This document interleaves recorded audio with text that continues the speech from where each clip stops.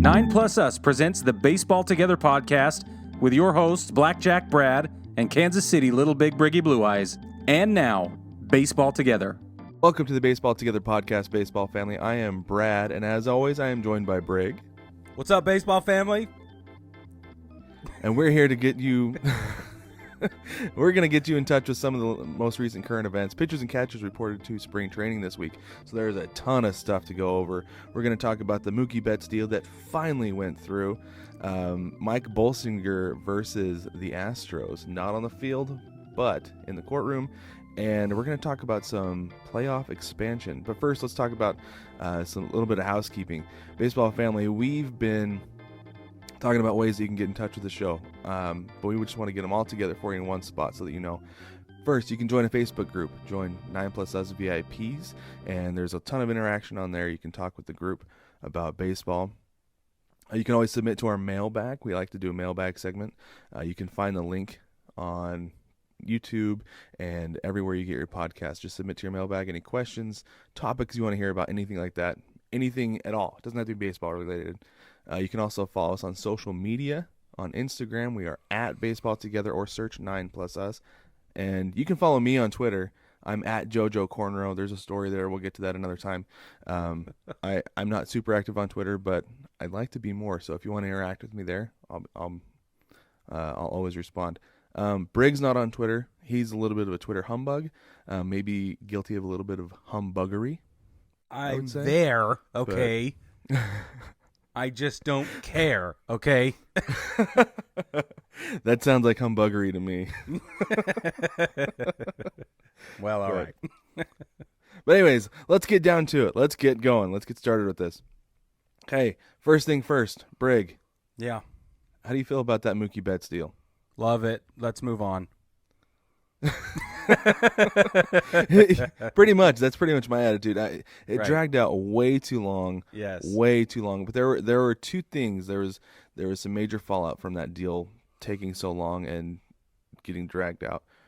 First, Brusdar Graterol, who was supposed to go to the Red Sox, right. But failed his physical and was really the reason everything got held up. He ended up with the Dodgers.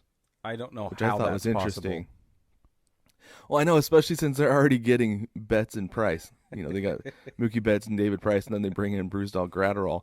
It's like the Twins are just like, we don't want him. Like, get rid of him, please. Like, somebody take him. And the Dodgers are just like, we'll take him. He throws 100, whatever. Right. And the Red Sox are like, we don't want anybody. We don't even want to be good. So take him. Oh, I know. We just don't want to pay the luxury tax. That's all this was about for the Red Sox, is they clearly are trying to save money this year. Yeah. But the other little bit of fallout was Jock Peterson didn't end up going to the Angels. Yeah. Man. Yeah. And Artie Moreno wasn't happy about it, and I can imagine, because I wouldn't be happy about that either, that ended up not happening. No. Very upset. I'm confused. So really what that does... Oh, yeah, I was confused. I mean, I don't know why the Dodgers pulled out of that when it seemed like it was a done deal. Yeah. But the Dodgers outfield is like loaded now. Yeah, beyond loaded. So loaded. Yeah, well, because my initial thought was, okay, you've got Mookie Betts and you've got Cody Bellinger in the outfield, a couple of MVPs, and then you've got your 26th guy. We'll get into that later, who's playing left field for you. But now, across the board, you've got Jock Peterson, Cody Bellinger, Mookie Betts. What? How are you going to pitch to that outfield? It's unfair. My goodness. It is. Yeah. It is unfair. Yeah. Yeah. So, Dodgers are a team to watch. Bad. This LA team wants it bad, bro. Yeah, they do. And I think they're the team in the National League to beat. Yeah. If we're being honest about it. Which, meaningless I prediction time. Yes. I know that's not a super hot take, but yeah. I think that the Dodgers are the team to beat. Yeah, I can agree with them that. and then everybody else. Yeah. So. All right, moving on, because that was talked about ad nauseum this week. Let's talk a little bit about the Astros. Let's get into this a little bit, Brig, because there was first a mess that came out, and then they decided to kind of a little bit maybe apologize. Oh my gosh. Something like that. Oh. So let's get into the mess first. So there was a whole lot of finger pointing Finger pointing. finger pointing this week. Yeah. For some reason, everybody was saying, "Oh no, this is Beltran." Carlos Beltran was the guy in the clubhouse. Brian McCann went to approach him about it. He steamrolled him and said, "No, this is what we're doing. This is how we're doing it." First off, I was like, "Okay, if that's the case, let's hear from Beltran. You know, if his name's getting scraped through the mud, what does he have to say about it?" Right. Because I want to know what he thinks. And you would think that he would be the guy who would be able to come out and say, "This is exactly what went on. This was, so and so was wearing a buzzer or was not." Because at this point, he's the only guy I'm going to believe. Well, he's got nothing to lose. Yeah, exactly. Yeah, exactly. He's got nothing to lose if he brings out the truth. Because his reputation can only go up from here if this is the case. And so I really wanted to hear from him this week, but it hasn't happened yet. He's being mum, bro. Exactly. And then we had, what was it, Thursday happened with the Astros. Gosh, Thursday. We should call it something. So for those of you, what's that? We should christen it something like Bloody Thursday or Dark Thursday or Liars Thursday. Yeah, or something. maybe Dark Thursday. Yeah. I like Liar Thursday. That's better. Because, so they had, for those who didn't see, Alex Bregman came out and spoke for, well, I think it was like 44 seconds, somebody said. Yeah. Kind of, maybe a little bit apologized. I don't know. His words, he said words that came with an apology, but his tone was not. And his tone and body language were not apologetic at all. Yep. Brig, I heard it this week. Somebody said, I think it was J.A. Adonde with ESPN said, that's, what was it? The way that Alex Bregman apologized was like double spacing a term paper. It was a 15-second apology given in 30 seconds. Double spacing a term paper.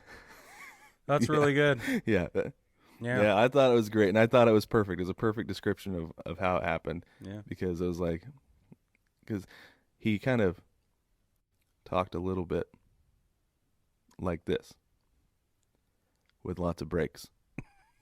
And it was bad. And then like William Shatner who doesn't care.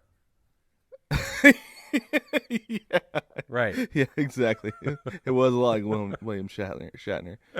But then Jose Altuve got up there and, he apologized and everything. But the best part to me of the whole thing was there were pictures of the press conference and Bregman's up there talking and Altuve's in the background. You can see him just like, he looks like a 7-year-old kid who had just gotten scolded, for something. He just had his hands between his legs and kind of slouched over looking down, just like, oh. Like practiced remorse. Yes, that's exactly what it looked like. Right, like somebody said, what it looked like. This is how you're supposed to look. Mm-hmm. And he faked it. Yeah. Yep. For sure. Black. Yeah, that's what it seemed like the whole time. And it was awful. And honestly, like, and then the Jim Crane thing. Did you hear what Jim Crane did? Yes. Tell everybody. Okay, so Jim Crane is the owner of the Astros, and he talked for like 20 minutes, but he was kind of talking in circles back and forth and backtracking a lot. So he had said, what was it? He said that we're sorry that it impacted the. Oh no, he said we don't think it impacted the game at all. Yeah, that's exactly. And then later what he said something. And then later he said it impacted the game, and the reporters were like, "Wait, you said it didn't impact the game?" Yeah, I never said that. Yeah. Excuse what? What? Yes. Yeah, does he have speaking amnesia or something? Oh boy, it was such a joke, bro. Like it was. It really was. And my buddy and I were talking about it, and he's like, it's kind of a slap in the face. I was like, here's what it is. I was like, the cluelessness to me is laughable. Yeah. Because they're like, oh, we're so sorry. I don't understand why everybody is questioning us. But then the flippantness of the way that they're apologizing, that to me was the slap in the face. Yes. So here's what I took away from that. Yeah. Sorry, go ahead.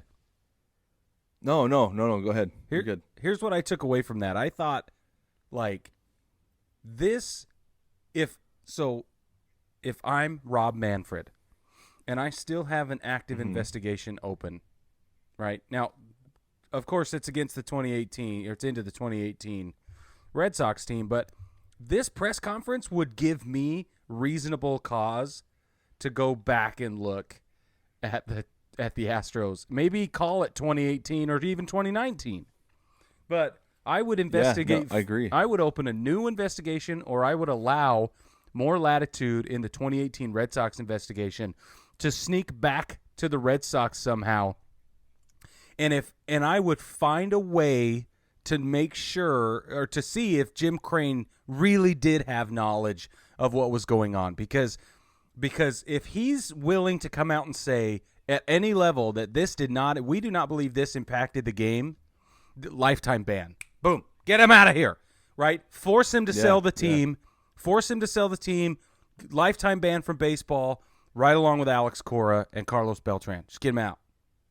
Mm-hmm. Yeah, I agree. Absolutely. I was infuriated. And yeah, it was bad. It was bad all around. And the one little breath of fresh air I felt like was Carlos Correa.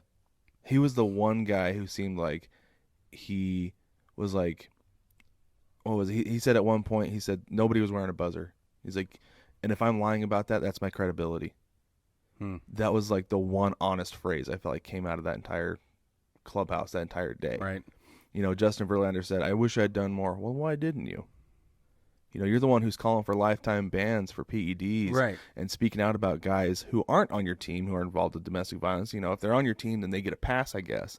And if they're cheating and they're on your team, they get a pass. But where's the consistency of Justin Verlander? It's gone.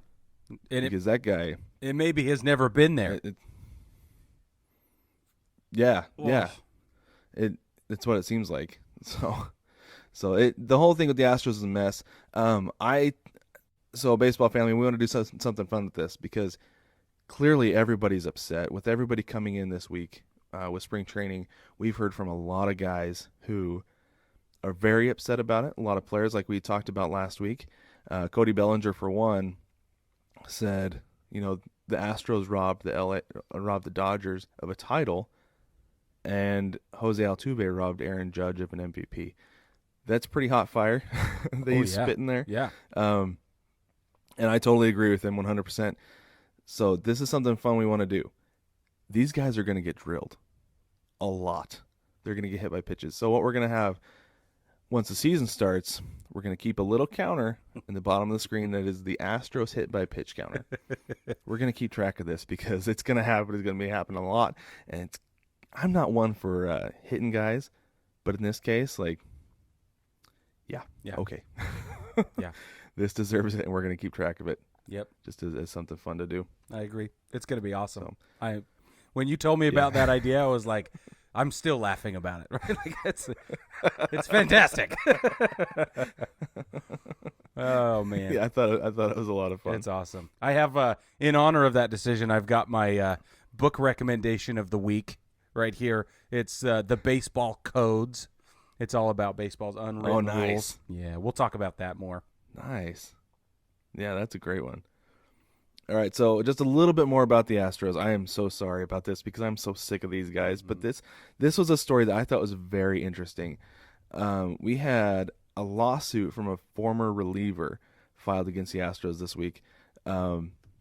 His name is Mike Bolsinger, and he said that he was blaming the Astros for ending his career. Now, this is probably a guy you've never heard of, unless you're a big Dodgers fan, because he played for the Dodgers in 2015 and 16. Yeah. He pitched for the Blue Jays for just a little bit in 2017 when he, I guess, after a bad outing against the Astros, he got sent down, and that was the end of his career pretty much.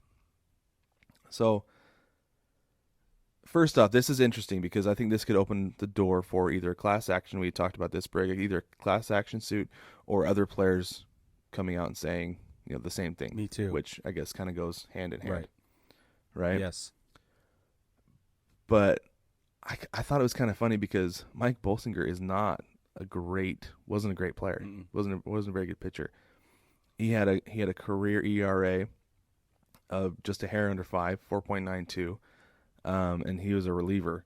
Like his hits per 9, he gave up almost 10 hits per 9. He wasn't a big home run guy, about 1.3 per 9. Had a pretty good strikeout to walk ratio of 2.14, but ultimately he was not a very good pitcher. Had a very, very short career, not great. Looks like he gave up a lot of leads because his overall record was 6-15. Whoa. Or no, sorry, no, 8-19. Oh, but still not any better. That's worse. I thought you were going to redeem him. So, no, I looked at his 162 game average. Oh, yeah. Below his total, but still 8-19 is not a good record for a reliever. No. I don't think he has anything to go on here. But the most interesting thing, like we said, is it could possibly open the door for future lawsuits. Yeah. So that's something to keep an eye on right there. Yeah, I agree. And then A-Rod wants to buy the Mets. I was going to say, I'm sick of the Astros. Let's talk about A-Rod. Which I think we're going to get sick of A-Rod a lot, here soon anyway. Brad and I both just finished the book Bloodsport, which is all about A-Rod's PED usage and the suspensions and all the madness. And we'll talk about that in another show. But apparently he wants to buy the Mets. He does. And first, Brig, what are your thoughts on this? What do you think about A-Rod buying the Mets? Okay, check it out, right? I think A-Rod is on this sweetheart PR campaign. I think 100%. Right? Like everything he's doing is to rewire the public opinion about him so that he can make a Hall of Fame run. That's it. And I think I won't say that. I should withhold some of my opinions because they're, I don't know, dangerous maybe. And if you read Bloodsport, you'll realize why. But I think that until they have a steroid wing or a PED wing in Cooperstown, then they said this almost word for word in the book Bloodsport. But if they until they have a PED wing in Cooperstown, then he doesn't deserve to be in the Hall of Fame, and he never will. But now he's trying to make sure that he never leaves baseball, and he's money grabbing at the same time. And boy, okay, he is in love with New York. In love with New York, and yes, he is 100%. And he wants to be the king of New York because he's chasing this acceptance. Right? Which is part of what you could argue drove him to use performance enhancers in the first place. And he's lost all his family throughout the years. He's lost all his friends throughout the years. He's ostracized tons and tons of people that have been close to him. I don't even know if he's actually in a relationship with J-Lo because maybe he's incapable of actual human emotion. I don't know. It's just possible. Okay? So I think what's happening is, and this is just my opinion, first of all, he has the money. There's no question there. Second of all, his baseball analysis skills are off the charts. The guy knows more about baseball than arguably anybody in the history of baseball. So there's that. Talk about a Cinderella story. If this guy can turn around the Mets, which is possible if he takes the reins, then we could see some dramatic shifts coming in New York, and that would be really great. But I think selfishly, it's about money, it's about status, it's about notoriety for A-Rod, and he could get all of those by buying the Mets and turning them around. And then the only other thing I will say about it is that his former best friend and confidant bought his hometown team in Miami. Right. So Derek Jeter bought the Marlins, and now the King of New York left, and now A-Rod is going to buy a New York team. I just think that this is drama at its finest, and it's this soap opera crap. And that I don't think Jeter even knows he's a character in anymore. But A-Rod still is like, or whatever. That's what I think. Yeah.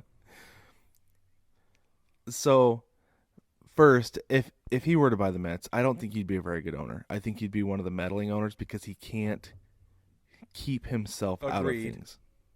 Right? Yes. And he is so smart. He also knows how smart he is. That I don't. He might be I think he'd be a Jerry Jones type owner of the Dallas Cowboys. Yeah. Like he'd be the one who's like, I'm going to be the GM. I'm going to make all the calls, and everybody in the organization will answer directly to me because I know what's best. This is how I'm going to run this team.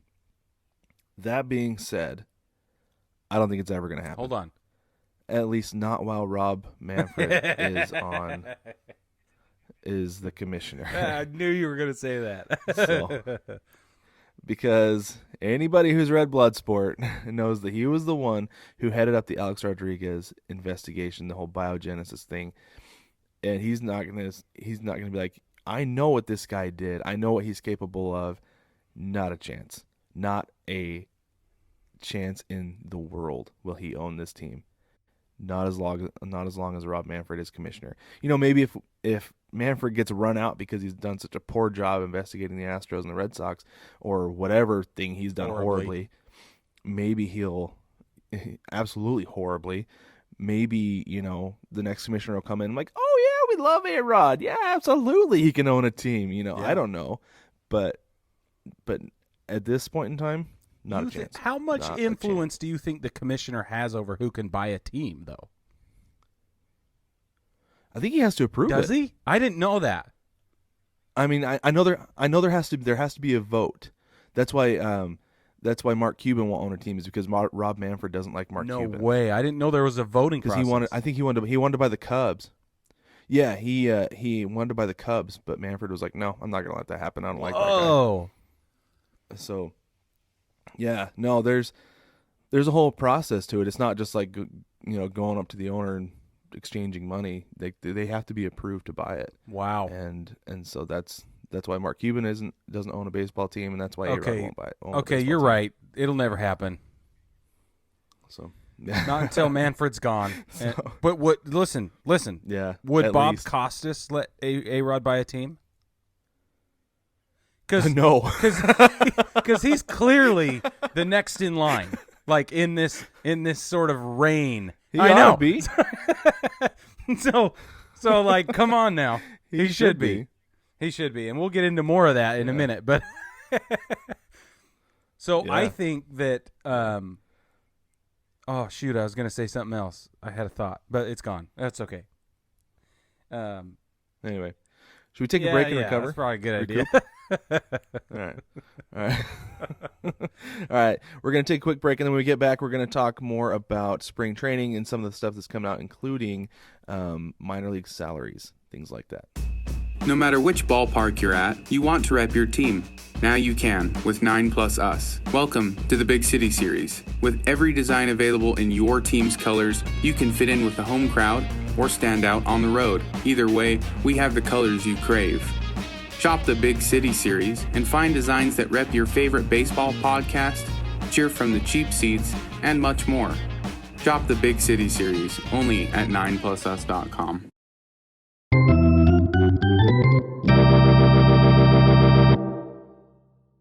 Welcome back, baseball family. We had some really interesting news released yesterday, actually. Today is Saturday, and it came out yesterday. It was a Valentine's Day love letter from baseball, okay? Let's call it that. The love letter from minor league baseball, okay? Or maybe to minor league baseball. They announced that they are going to actually increase the salary of minor league baseball players. What? Oh, we have been waiting for this for 100 years. At least 100 years, man. Now, this is a direct result of the lobbying, I guess, that's been going on, and the discussion with lawmakers about player treatment in the minor league system, and there's a whole conversation we could go into about that. But the noteworthy piece of this information is that they are now going to start paying players the federal minimum. I know that's the thing that cracks me up about this whole thing is you're finally getting minimum wage as a minor leaguer. Woohoo!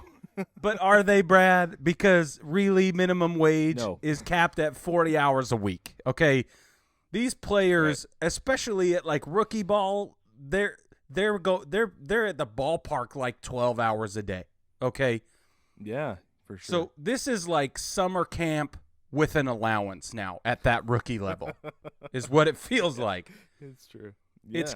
It's great that they're moving in the right direction. Maybe this is like a watershed moment where we're going to see more follow-up, and it's going to get better and better, but I'm glad it's happening, okay? So let me just let's give people the numbers. Okay, rookie ball will now, okay, it used to be $290 a week. It's going to move to $400 a week, okay? Nice. Single A, $290 a week moves to $500 a week. Double A, $350 a week now moves to $600 a week, and Triple A, $502 a week is now $700 a week. What do you think, Brad? Cool. That's good. Yeah, I mean, it's good for the players. And initially when I did the math on this, it was that $290 a week. That if you're working only 40 hours a week, that is minimum wage. But they're going up above it really because that's right. $400 a week is $10 an hour, which still isn't great. But at the same time, like that's kind of the understanding though is as you toil in the minor leagues, you're not making a bunch of money. Totally. And it's really to motivate guys to get to the next level.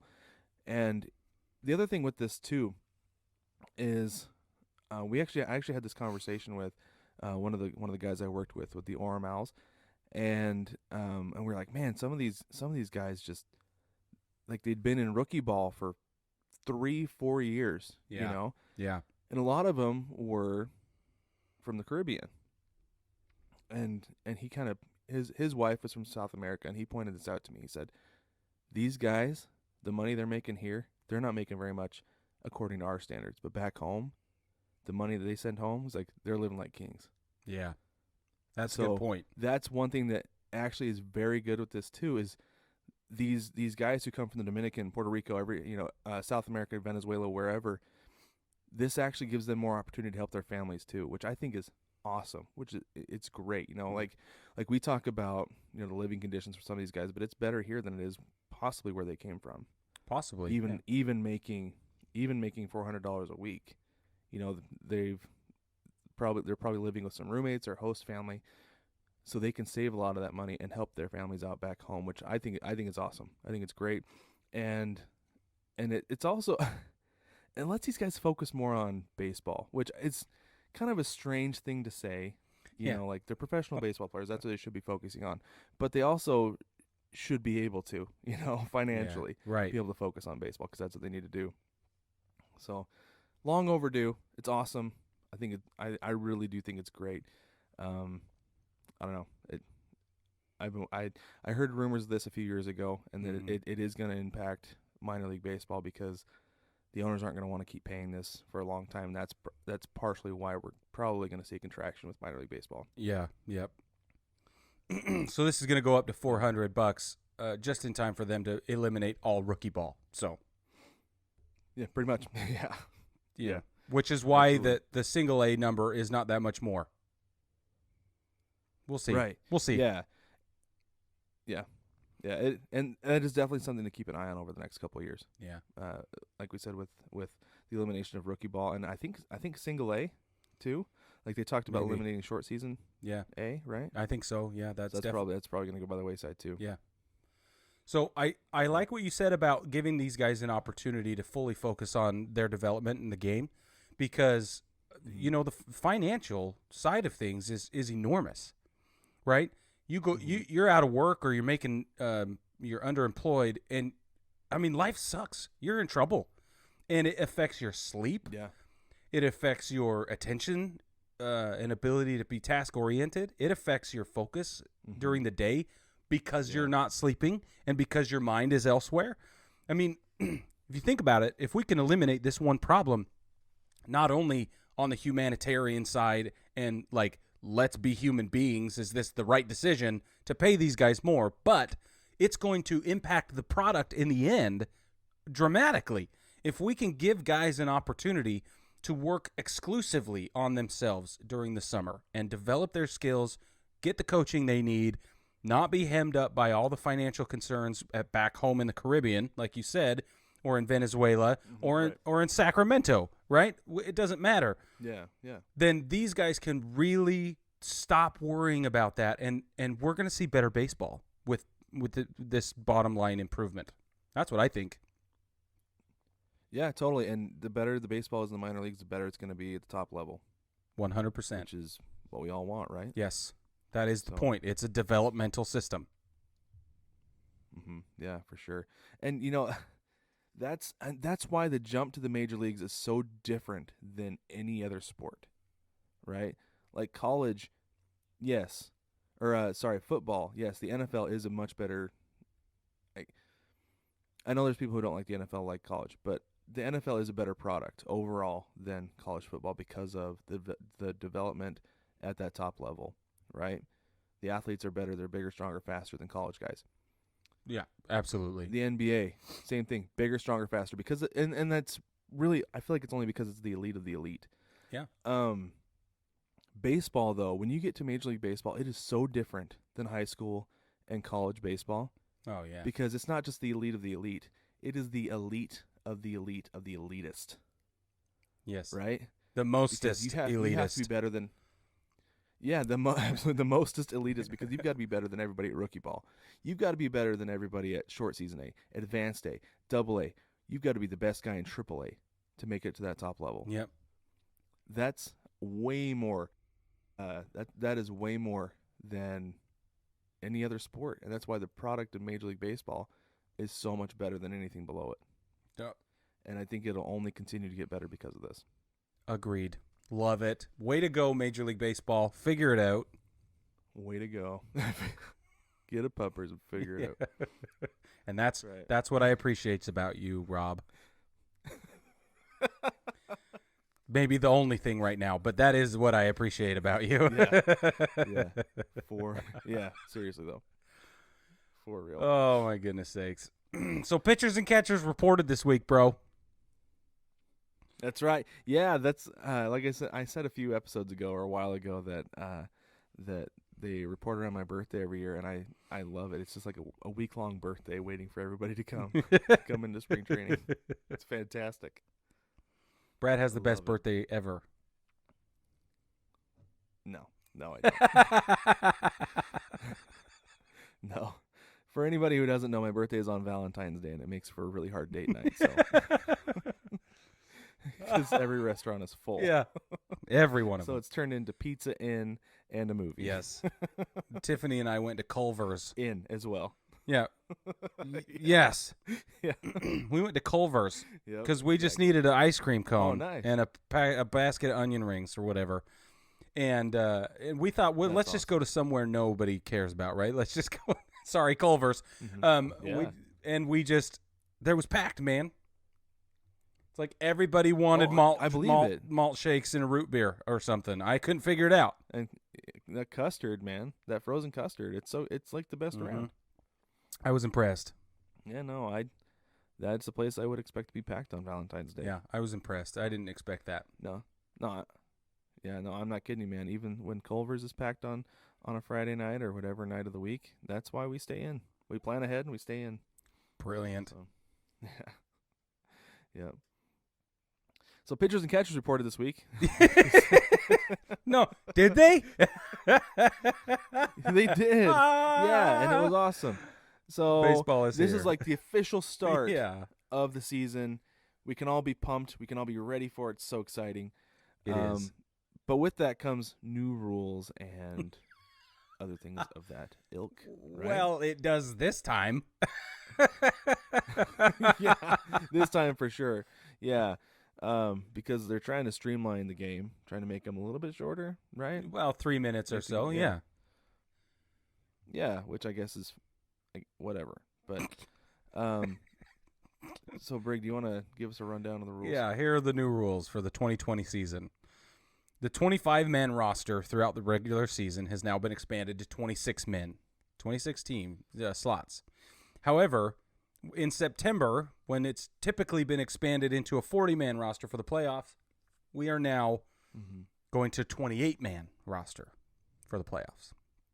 Yeah. So from September on, ramping up toward the playoffs and the division races and stuff, it's all going to be 28 men. It will not exceed that. The 40-man roster is gone. The Right. Yep. the slots, the slots themselves, each seat on the team now has to be specified one of three ways. You have to be the position player, a pitcher, or a two-way player like Shohei Ohtani.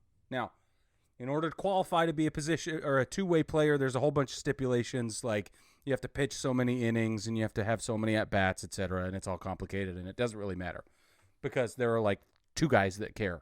But you've got pitchers and position players, okay?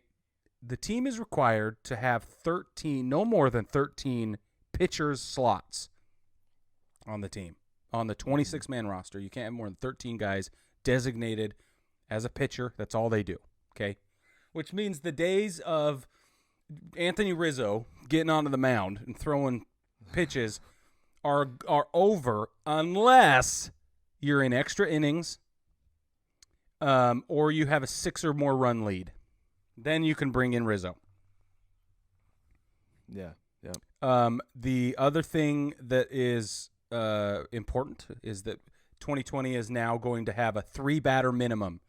Each pitcher comes into the game and they have to face a minimum of 3 batters, or they can retire the half inning. They can retire the side. So if they record or injury, correct. But if barring any injury, they have to get the final out of that half inning, or face 3 batters before they can be rotated out.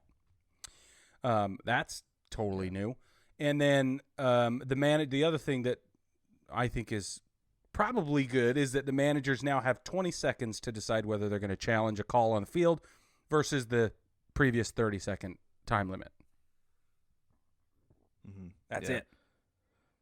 So let's go back to the 3-batter minimum real quick, because the reason I said injury is because that's something that we might see a little bit of. We might actually see a guy be like, oh, I tweaked my shoulder or something. You're like, oh, my ankle. I rolled my ankle on that last pitch. There could be a little bit of gamesmanship with that coming into play. We'll see. I'm not saying it will, but I wouldn't put it past. I mean, if you've got guys banging on a trash can to steal signs, I wouldn't. This is so small and so minute that nobody's even going to care about that. I wouldn't be surprised. They won't care about it until they institute a rule like football did, where if you go down on the field, you can't play the next play. Like, there's going to be a thing like that equivalent in baseball if this gets too big to be a big problem. Yeah, and it could even be like, you miss your next outing as a pitcher. Yeah. There's like a minimum you have to sit out as an injured player if you miss time because of an injury. Yeah, I could see that happening. But the 26-man roster, 13 of those being pitchers, that I almost feel like you've got more guys on the bench now with that, because there's been games where I felt like there were not 4 guys on the bench ready to go as far as pinch hitters and pinch runners, because how many times do we see you got a first baseman on first base in the 15th inning, with one out, and you got I guess he's the winning run. It's like, oh, put in a speedster. You don't have anybody because that bench is empty. Totally. Yes. Yeah. So I feel like 4 pinch hitters and 4 pinch runners or substitute fillers or whatever. I think that feels like more, and I think it's going to be do too, because it will usher more small ball in. I hope so. We would think so. Yeah. Yeah, definitely. And the fact that, and you had talked about this too, that when we talked about expanding the rosters to 26 guys, that you're like, well, they're just going to add another pitcher. It's like, yeah, they probably will, but now they can only have up to 13, which I think is smart. I think that's a good. I love that. I loved it. What do you think of the 3-batter minimum? I don't know. At first I wasn't a big fan of it, because it affects strategy, but at the same time, like, adapt. Yeah.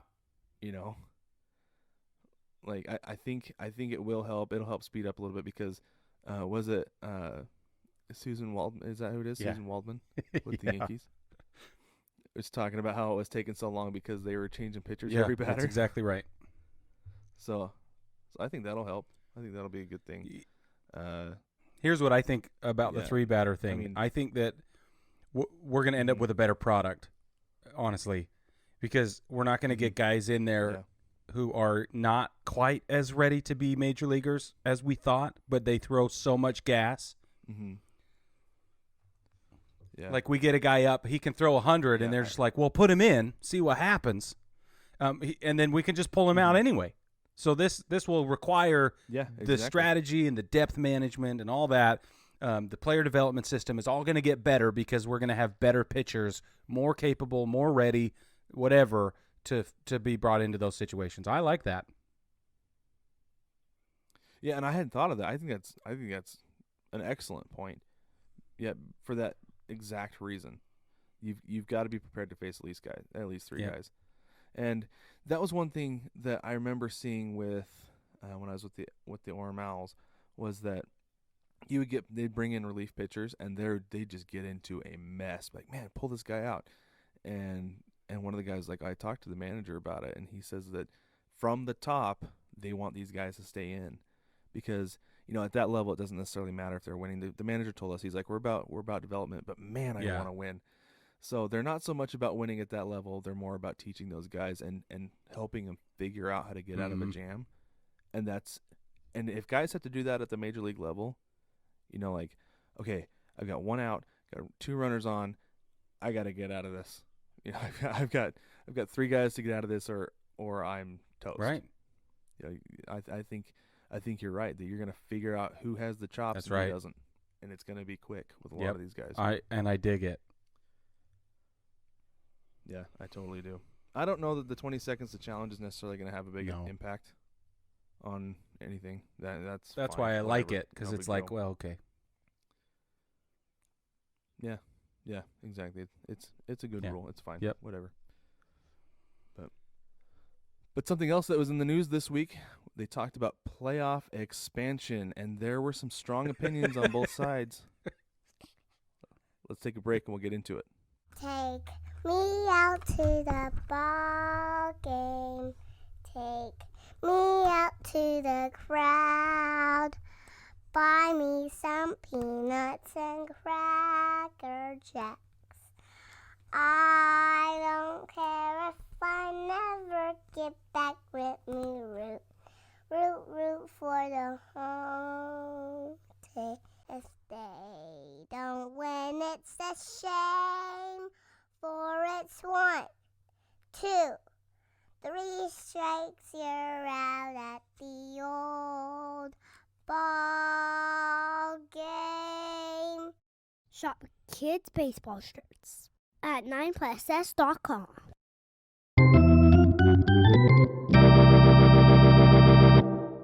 Welcome back, baseball family. Like we said before, there has been some talk about playoff expansion. Now, this has been a hotly contested subject this entire week. People are saying it's awful, it's terrible, it's the worst thing ever.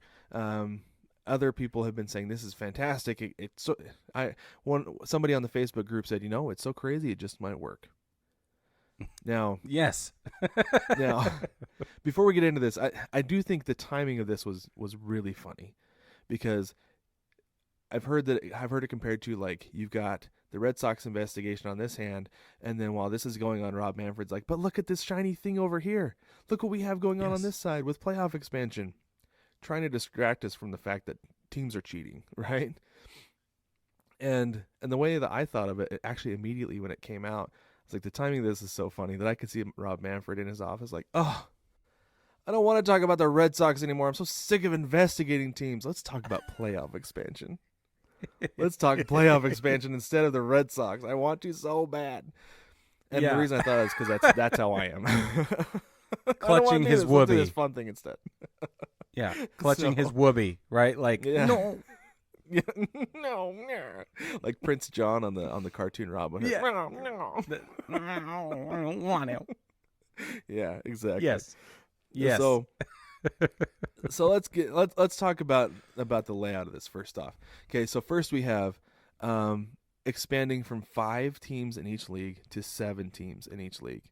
Okay, so that's 14 teams overall.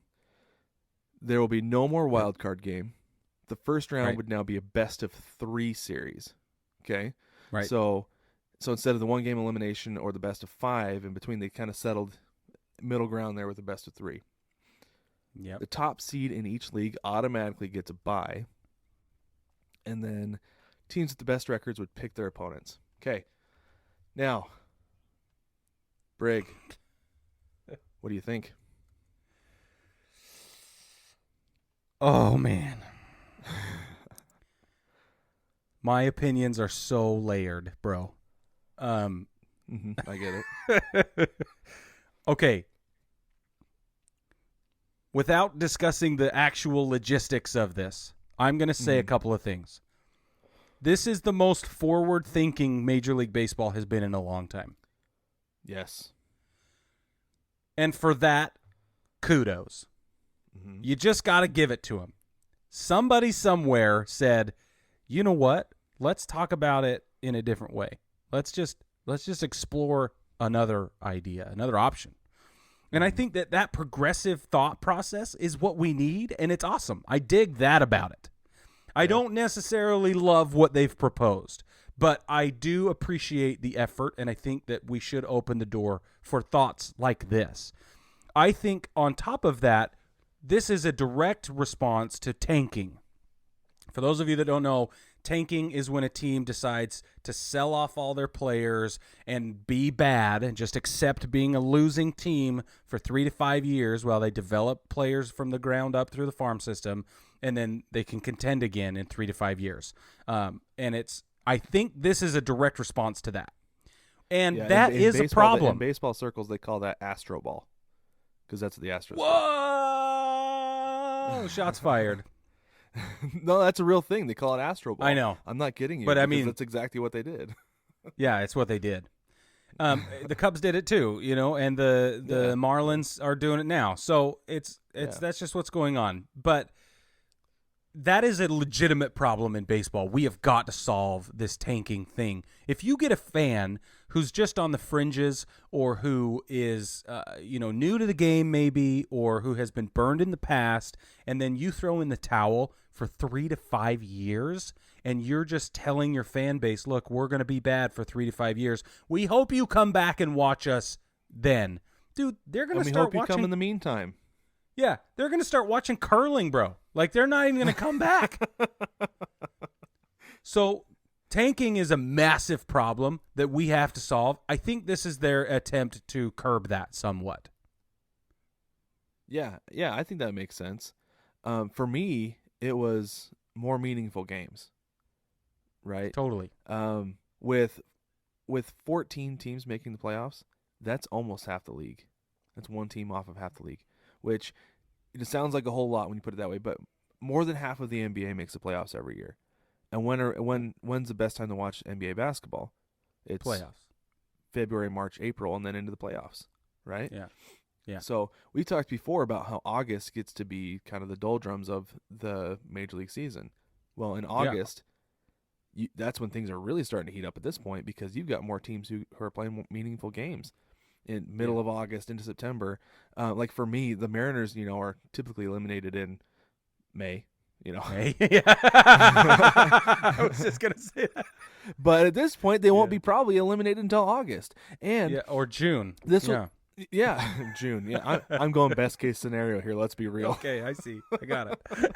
Thank you. And honestly, it looks like today with my hat and the shirt, my new Baseball Together shirt that I'm wearing, it looks like I'm morphing into a D-backs fan. Which I don't know. It might be the case. They might be my National League team, but we'll see.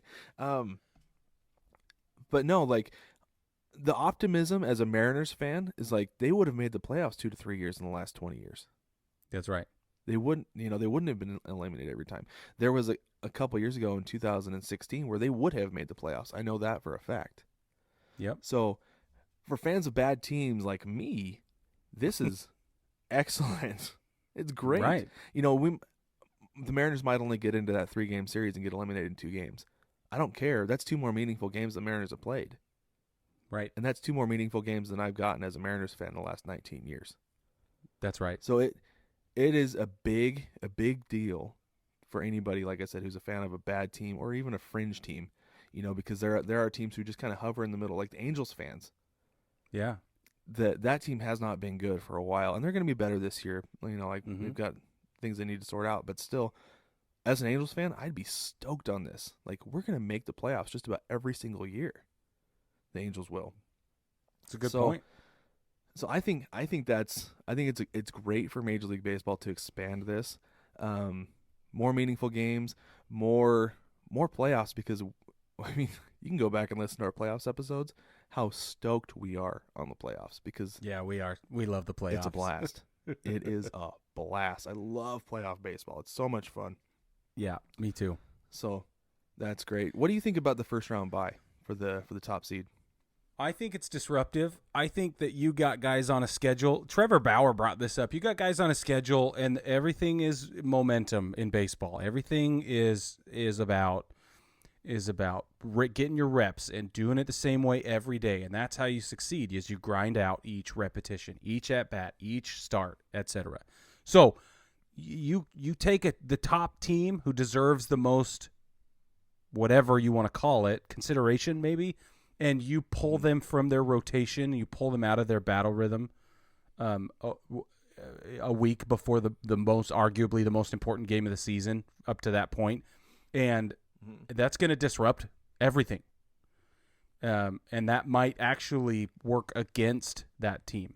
So I kind of hate that.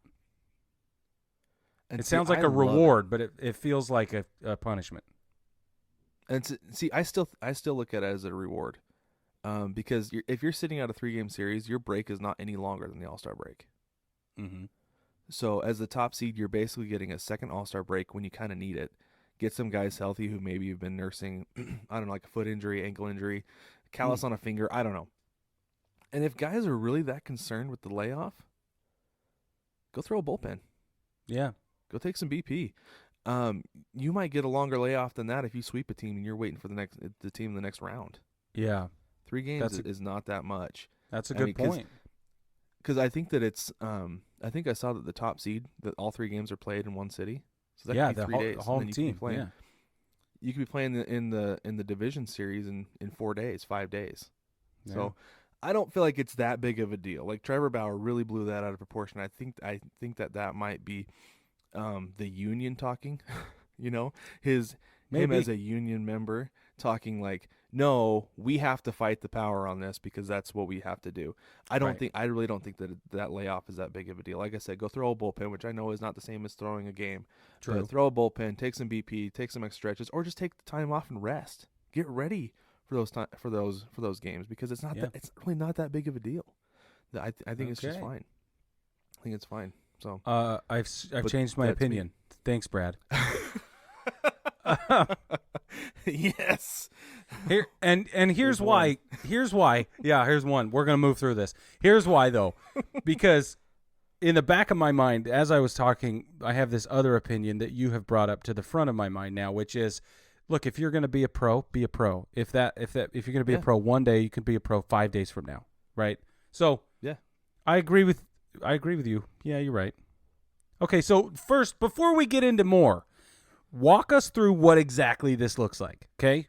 Let's talk about that for the people who maybe didn't hear what exactly is being proposed. Okay, so you've got 7 teams on each side. Let's just go National League, 7 teams, okay? So you've got the top seed sits in a bye, right? Yes. Waiting for their next opponent.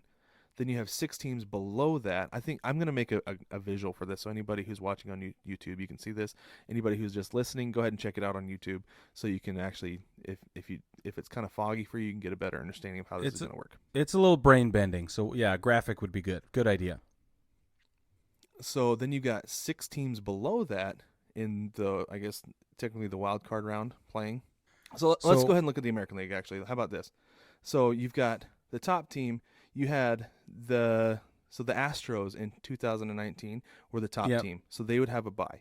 And then you would have the Yankees, the Twins, the Rays, and the A's. Yankees, Twins, Rays, A's. And then the fifth team would be Cleveland. So Cleveland would have made the playoffs this last year. And the Red Sox would have made it as well. Oh, yeah, the Red Right? Sox. Yeah, sorry. I can't count. We've established I'm not good at math. Right. So so those 7 teams. So you would have the Astros sitting out around, and then you would have the Yankees, Rays, Twins, Red Sox, and Indians playing in a 3-game series. Okay? Yep. And then the winners of those would go up, advance to the next round. Then you'd have Hold on. Here's what happened before that. My understanding is the Astros get a bye because they're the best team in that 7-team set.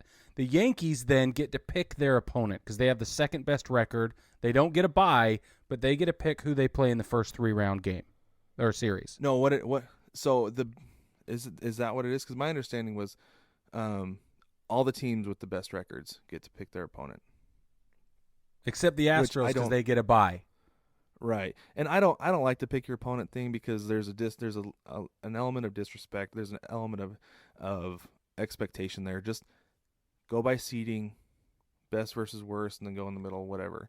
Okay, but what they're trying to do is bring more drama, right? They're trying to. I know, and that's this reality TV thing. Right? The reality TV thing is what people are saying, which is what it is. Because they're going to televise the press conference where the managers or whoever's going to get up and go, I'm on them. Yeah, and I don't think that needs to happen. I don't think they need to do that. Why?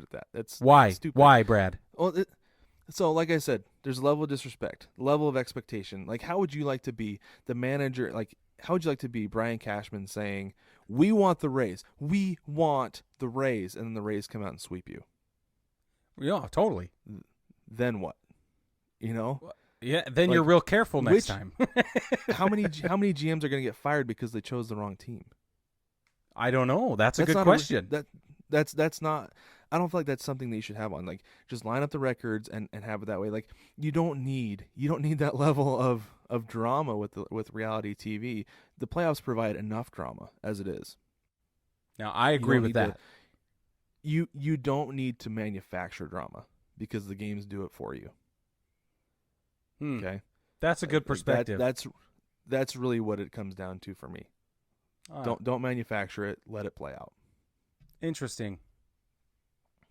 So the Yankees get to pick their first opponent, right? And they say, well, I like our matchups against Cleveland.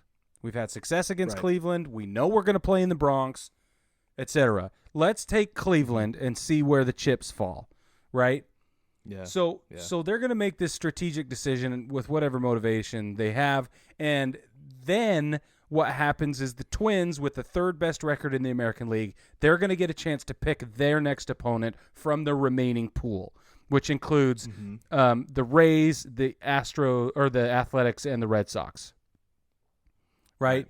And then the fourth best record gets to pick from the remaining, and then the final 2 teams, boom, they get to automatically play each other. Yeah. So, and that's the proposal. So then there's this press conference where they do the reality TV drama, and that's what is being proposed. Yeah, exactly. Then it would just play out as is after that. And I think, honestly, if you're going to have, I think they should replace the pick your opponent thing with reseeding as the playoffs progress. Okay. Right? Like, so you've got the first round, and say that the 7 seed ends up beating the 2 seed, or no, so the 2 seed ends up beating the 7 seed, right? But then you've got, say, you got 3, 6, the 5 seed ends up beating the 4 seed, and then the 6 seed ends up winning whatever. Mm-hmm. Instead of playing the 2 seed or whatever it was that the 1 seed ended up playing, they end up playing the 5 seed or the 6 seed, whatever it is, the lowest seed remaining. Like reseed as the playoffs go, I think is what you should do. I think that Okay. makes way more sense than choosing your opponent. Like obviously it's confusing right now because I'm not looking at anything and Sure. and I'm just trying to figure it out as I go. But I feel like if you see the chart, if you see the bracket, it makes perfect sense as you watch it, right? It could. As you watch Yeah. it play out. Yeah. 'Cause that's actually what the NFL does, and I think it Right. makes perfect sense. No, the So- NFL has 6 teams, right? Yeah. And then the bottom 4 or something play in a wild card. I don't understand the NFL system, honestly. Yeah. Nope, that's exactly what it is. The 4 bottom teams play in a wild card round, and then whoever has the worst record goes on and plays the top record. Whoever has the next top record to the second seed or whatever gets the next one incoming. So that would As the okay, got it. So So I what- think reseeding would make more sense. Doing it like the NFL does it. Yeah, yeah. Would that give us more games or fewer games with 6 teams instead of it's- 7? Oh no! I'm saying keep the 7 teams. Oh, keep the but 7 teams. reseed for the division round. Oh, I gotcha. Okay. Yeah, like don't make it a linear bracket. It's got to be a little bit fluid with teams coming in to the next Okay. round. Huh. And yeah, because basically MLB is going to have as many rounds as the NFL does now. Okay, so why? I mean, okay, we've already answered the question. Why do we need a bye week? Right? I don't know. I don't think we need a bye week personally, but I see your point. Right? I'm talking about for the fans. For the players, yes, a bye week makes a ton of sense. But for the fans, we're like, well, but what about me? Right? I want to watch my team play. Well, and I feel like the team fans of the number 1 team, they're going to watch. They're going to watch that first round, that wild card round, Totally.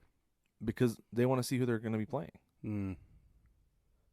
You know, so I feel like it still makes sense for fans of that team, because if I'm an Astros fan, which I don't know why anybody would be now, but that's just me.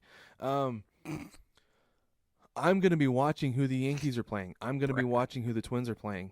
I'm going to be watching all those games. Like, do we match up well against these teams?